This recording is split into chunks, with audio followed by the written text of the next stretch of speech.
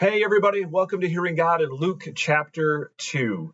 And my highlight today is going to be verses 25 through 28. And the setting is Mary and Joseph bringing Jesus to the temple to dedicate him to the Lord. And so let me read the passage, and I'm going to go out of my way to highlight some things that are a consistent theme in the passage. So listen carefully. It says, "Now there was a man in Jerusalem whose name was Simeon. And this man was righteous and devout, waiting for the consolation of Israel. And the Holy Spirit was upon him. And it had been revealed to him by the Holy Spirit that he would not see death before he had seen the Lord's Christ. And he came in the Spirit into the temple.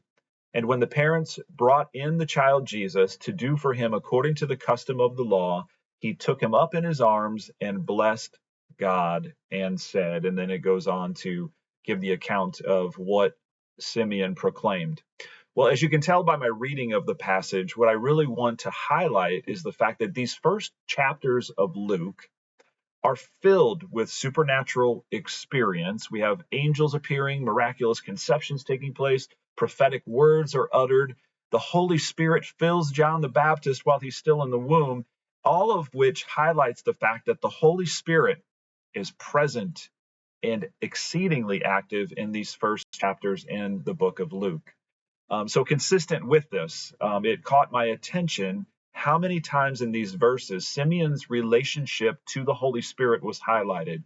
The Holy Spirit was upon him. It had been revealed to him by the Holy Spirit.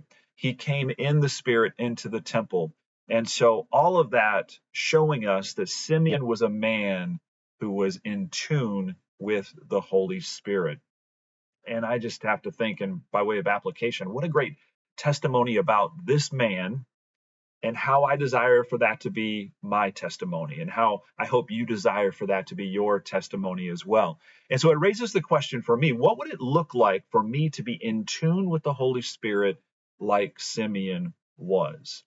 And in general, I think what it would mean for me personally is an increased awareness and sensitivity to the Spirit's presence in my life, moment by moment. I've established some really good disciplines of spending time with the Lord first thing in the morning and making that the first and most important part of my day. And so I feel like I start well, and then it kind of gets away from me a little bit after that.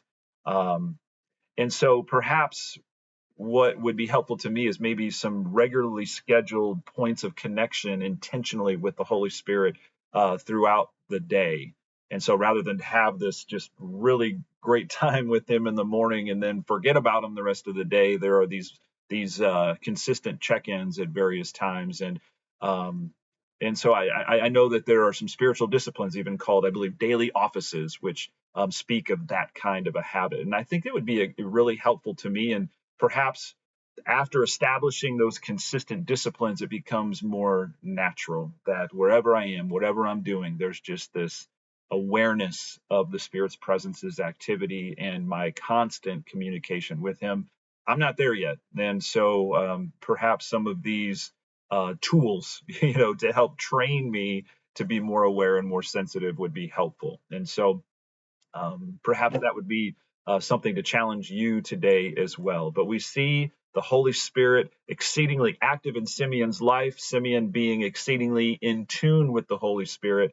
I believe that's not just God's will for Simeon, that's God's will for each and every one of us. And we see the fruit of that in Simeon's life and in others here in these early chapters in the book of Luke. And so my response in my Hear Journal, Father, thank you that your Spirit is present and powerful.